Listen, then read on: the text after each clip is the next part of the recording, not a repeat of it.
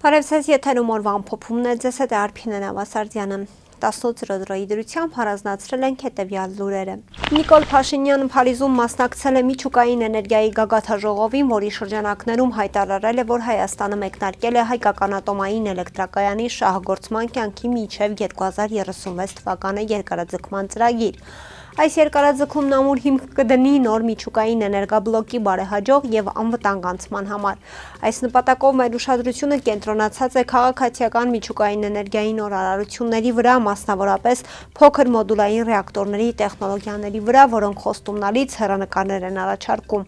ասաց Փաշինյանը, ապա շարունակեց. Աճող պահանջարկը խրախուսում է առաջատար ընկերություններին մշակել ավելի անվտանգ եւ ավելի ճկուն լուծումներ, ավելի կարճ շինարարական ժամկետներով եւ ընդլայնման ենթակա հզորությամբ, որոնք կարող են ավելի լավ համապատասխանել ազգային էլեկտրացանցերի կարիքներին։ Հաշվի առնելով այս հանգամանքները, Հայաստանը որոշում է կայացրել փոքր մոդուլային ռեակտորի տեխնոլոգիայի կիրառման վերաբերյալ։ Կառավարության ղեկավարի խոսքով Հայաստանն այս փուլում ուշադիր ուսումնասիրում է տեխնոլոգիաները եւ գնահատում միջազգային գործընկերների առաջարկները։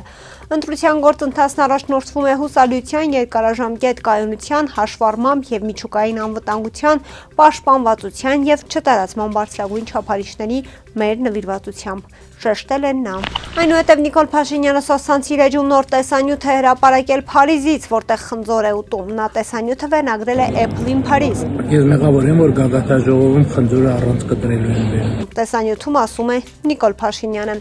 Ավելի վաղ Նիկոլ Փաշինյանը ներկուսակցական քարոզարշավի շրջանակներում կարկանդակ եգիպտացորեն, ինչպես նաև քաղցր շարոց էր կերել ու համապատասխան լուսանկարները տարածել համացանցում, արժանանալով հանրության լայն շերտերի քննադատությանը։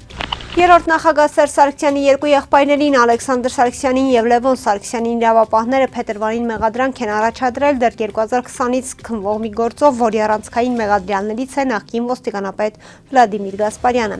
Գլխավոր դատախազության փոխանցմամբ Ալեքսանդր Սարգսյանի նկատմամբ հետախուզում էր հայտարարվել, հակակոռուպցիոն դատարանը նրան կալանավորելու որոշում է կայացրել։ Լևոն Սարգսյանը վաղուց էր հետախուզվում մեկ այլ գործի շրջանակում, այս նոր գործով Սարգսյանները մեղադրվում են առանձնապես խոշոր չափերով վատնում կատարելու մեջ։ Ըստ մեղադրանքի Սարգսյանները 2001-ից 2018 թվականներին օգտագործել են իրենց ազդեցությունը, իրենց վստահված առանձնապես խոշոր չափերի պետական միջոցները վատման եղանակով հափշտակելու համար։ Ավելի վաղ իրավապահները հայտնել էին, որ 1997-ից 2011 թվականներին Վլադիմիր Գասպարյանը զինվորական ոստիկանության վարչության պետի, հետագայում էլ պաշտպանության նախարարի տեղակալի պաշտոններում մի քանի զինծառայողի թույլ է տվել իրենց պարտականությունները կատարելու փոխարեն երրորդ նախագահ Սերժ Սարգսյանի եղբայր Լյովա Սարգսյանի մոտ վարորդ աշխատել, իսկ երկու այլ զինծառայողներ էլ եղել են նախկին նախագահի մյուս եղբոր Ալեքսանդր Սարգսյանի թիկնապահները։ Իրավապահների գնահատմամբ այս ապօրինի ծառայությունների դիմաց վերջիններս պետբյուջեից ընդհանուր առմամբ ստացել են 54 միլիոն դրամ աշխատավարձ։ Գասպարյանը մեղադրանքը չի ընդունում։ Նշենք, որ այս գործով պետությանը պատճառված վնասից 54 միլիոնը տարիներ առաջ վերականգնել էր հենց Ալեքսանդր Սարգսյանը։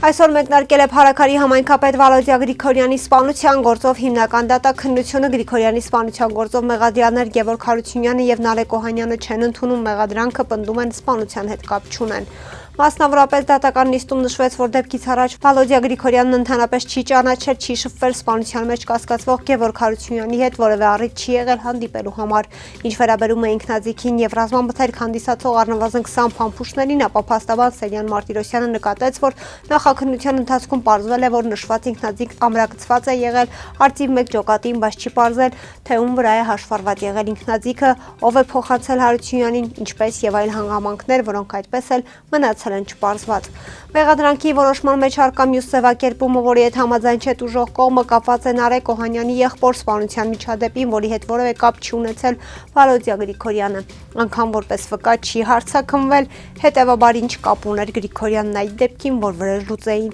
Ընդ որում Գևորգ Հարությունյանը նախաքննության ընթացքում ցուցմունք է տվել, ասել, որ չի ճանաչել Կարեն Աբրահամյանին։ Դատարանում այժմ հետազոտվում են գործում առկա ապացույցները, այդ թվում դեպքի վայրի զննության արդյունքների տեսագրությունները։ Հայաստանի արտաքին հետախուզության ծառայությունը հայտնել է, որ այլ երկրում Հայաստանի Հանրապետության քաղաքացիների նկատմամբ գործադրվող շնշումների եւ սպասվող ընտրական գործընթացների միջամտության մասին հայտարարությունում մասնավորապես ասված է. Արտաքին հետախուզության ծառայությունը հետախուզական տեղեկություններ է ստանում, որ այլ երկրում տվյալ երկրի հատուկ ծառայությունների անունից հանդես գալով տարբեր դերակատարներ փորձում են ճնշում գործադրել հայազգի եւ Հայաստանի Հանրապետության քաղաքացի հանդիսացող ու տվյալ երկրում տնտեսական գործունեությամբ զբաղվող անձանց նկատմամբ վերջիններիս մղելով Հայաստանում սպասվող խորհրդարանական ընտրություններին մասնակցության հայտ ներկայացրած քաղաքական որոշ ուժերին աջակցելու գործողություններ իրականացնելուն։ Այդ գործողությունները ըստ ԱՀԾ-ի ներառում, սակայն չեն սահմանափակում տվյալ քաղաքական ուժերի նշված գործարանների կողմից ֆինանսական եւ կազմակերպական բնույթի աջակցության գործողություններով։ Հայտարարությունը փաստեր չի ներկայացնում, չի մանրամասնում, որ երկրի մասին է խոսքը եւ ինչ քայլեր են ձեռնարկվում։ Ավելի ուշ քննչական կոմիտեից հայտնեցին, որ այլ երկրում Հայաստանի Հանրապետության քաղաքացիների նկատմամբ ճնշումների, ընտրական գործընթացների միջամտության մասին տեղեկատվության առիթով ներքին գործերի նախարարության ոստիկանությունը հաղորդում է ներկայացրել, որը ներկայումս ուսումնասիրում են։ Ադրբեջանի նախագահ Իլհամ Ալիևը ստորագրել է Նախիջևանի ինքնավար հանրապետության սահմանադրության տեքստում փոփոխություններ կատարելու մասին օրենքը։ Ադրբեջանի խորհրդարանը Նախիջևանի հիմնական օրենքում փոփոխություններ կատարելու մասին որոշում ընդունել էր փետրվարի սկզբին։ Որոշման համաձայն Նախիջևանի սահմանադրության նախաբանից հեռացվել են 1921 թվականի մարտի 16-ին կնքված Մոսկվայի եւ նույն թվականի հոկտեմբերի 21-ին ստորագրված Կարսի պայմանագրերի մասին հիշատակումները։ Դրանց փոխարեն սահմանադրության նախաբանում ընդգծվել էր, որ Նախիջևանը Ադրբեջանի Հանրապետության անբաժան մասն է։ Մարտի 9-ին ավտովթար է տեղի ունեցել Արագածոտնի մարզում ժամը 07:30-ի սահմաններում Երևան-Գյումրի ավտոճանապարհի 72-րդ կիլոմետրի հատվածում բախվել են Շիրակի մարզի բնակիչներ 40-ամյա Արամը Իվարած Տեսլա Մագնիշի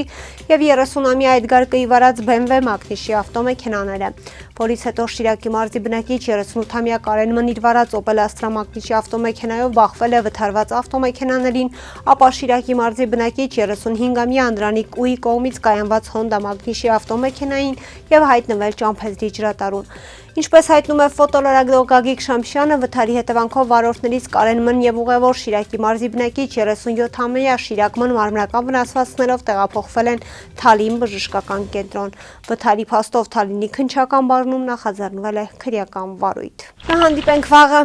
առողջ եղեք։